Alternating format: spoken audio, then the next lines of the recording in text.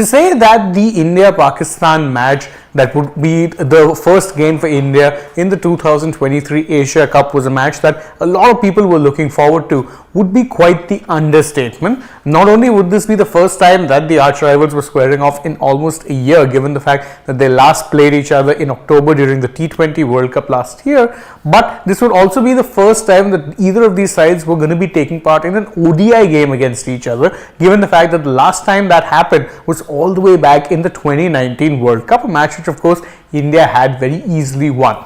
However, this match, well, it turned out to be a bit of a damp squib, and I mean that literally because rain ended up playing spoil sport and we could only get one innings, unfortunately, because in the second innings 20 full overs weren't played. In fact, there was not even a single over played. The match was washed out and there was no result whatsoever, which is a bit unfortunate, but it was a decision that many felt should have been foreseen, given the fact that in Sri Lanka at this time of the year, there's always a threat of rain, and as we're going to find out in this video, it's a decision that is suddenly being questioned again, especially by, of all people, former PCB chairman Najam Sethi. Now, you remember that Najam Sethi was until very recently actually at the helm of the PCB, but ended up stepping aside before his interim role could become a full-time one, because there was a bit of a political issue, let's say, because the current ruling coalition, the party that actually would put him was of course the Shahbaz Sharif government, and he was of course backed by Shahbaz Sharif's party,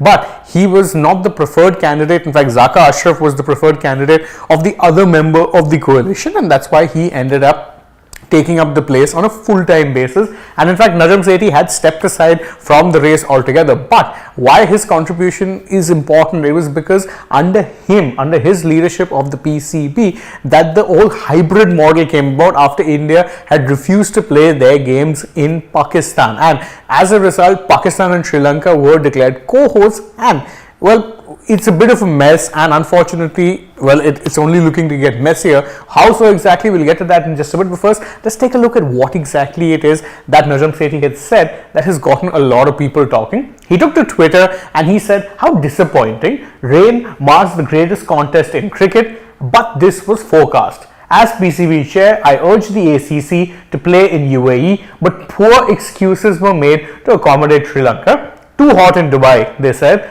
But it was as hot when the Asia Cup was played there last time in September 2022, or when the IPL was played there in April 2014 and September 2020. Politics over sport. Unforgivable. Now, of course, it's a pretty strong statement, so what we'll do is just break it down bit by bit, and truth be told, he's not wrong when he says that it is there in the forecast, and we'll get to that in just a bit. But one point which I think deserves a little bit more of a revisit is when he says that it was as hot when the Asia Cup was played there last time in September 2022, or when the IPL was played there in April 2014. There's a big difference there in the sense that, one, in last year's Asia Cup as well as the IPL in 2020, 21, whenever it was that it was played there, even 2014, well, the IPL is a 20 over format, which means that one full 2020 game lasts 40 overs, whereas one innings of an ODI will last 50 overs. So, one of the main reasons that I think UAE was not considered this time around was because you'd be starting games in the afternoon, which is hardly an ideal time to be playing cricket in that part of the world, because it just gets very, very hot, and it would be very, very unforgiving for let's say, the players to be playing in that particular part of the country. But the problem is, as was shown by the fact that it wasn't an easy consensus to come to, is the fact that even Sri Lanka was hardly the ideal host candidate for one very simple reason, in the sense that rain is something that's very prevalent at this time of the year when it comes to that island nation. In fact, I initially remember very correctly that the ACC wanted to actually host all of the Sri Lanka leg games at the R. Premadasa Stadium, which is in Colombo, but Colombo wasn't selected because at that point the rains this time of the year, the rain there is torrential. But that is why the initial leg was supposed to be played in Palakkale, where there is in theory less rain. But if you're looking at the weather forecast right now, you'll realize that a number of matches are in danger. That includes, by the way, India's match against Nepal, which is set to take place in a couple of days' time. In fact, let's quickly go over what exactly it is that the weather forecasts are for that particular game. On screen, you can now see what's basically, the predicted weather according to a reputed weather website, AccuWeather. which talks about the let's say weather for the day that the India-Nepal game is meant to be played, and that day the 25 degrees is meant to be the maximum temperature, but that's not the major point. Look at the chances of, let's say, and the hours of rain. There is a probability of 55% probability of precipitation, 33% probability of thunderstorm. The hours of rain and the hours of precipitation accepted or expected would be 2 odd hours, and the cloud cover will be 95%. 12.1 millimeters of rain is expected on that particular day, which means that there is literally every chance that even the India-Nepal game could meet a similar fate that was met by the India versus Pakistan game. Now that is a major concern, because again it would basically mean that India would have played 2 ODI games in this tournament, and both will potentially be washed out, and you might not even get a result. Of course, it's not a concern if you're an Indian fan, if you're looking at the qualification scenarios for the Super 4s, because if indeed the India-Nepal game gets washed out, then India will have had 2 points, and Pakistan also have, in fact, Pakistan have 3 points. So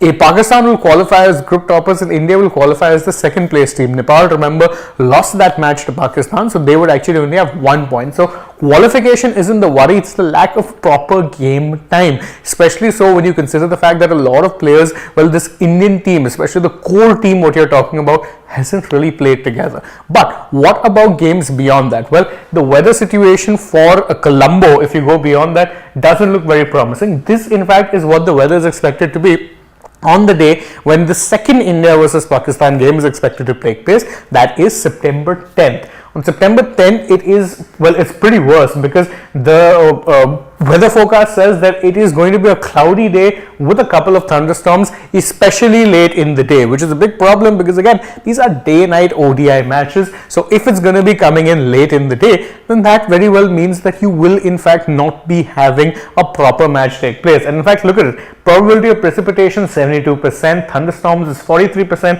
98% cloud cover, and 3 hours of rain. That's not even a joke. 3 hours of precipitation and rain is what's expected, and in fact the precipitation levels are 5 millimeters. That is not an insignificant amount of rain that will be taking place in Colombo. Now that is a major problem, and does actually go back to the point which Najam Sethi originally made when he said that this was something that was forecast. Why is it that this could not have been taken into account? It was only partially taken into account, but the simple fact of the matter is we could very well be hit by an Asia Cup that is going to be very rain affected, and it will actually be, let's say, the big losers here are the fans, because whilst the cricket boards as well as national governments will often end up having their own issues, and truth be told, you have to remember that the only reason that India were not traveling to Pakistan for the Asian Games is because they wouldn't get government clearance for the same. The real losers here are the fans, because you have to remember that not only are the players actually undergoing a lot of travel. In fact, Babar Azam said that we'd love if the entire Asia Cup took place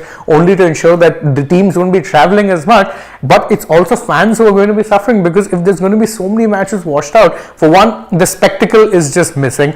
On top of that, you're not going to be getting enough match practice, which means that whilst you understand the rationale or the logic behind why the tournament was, shifted and why this hybrid model was adapted, is it really worth it?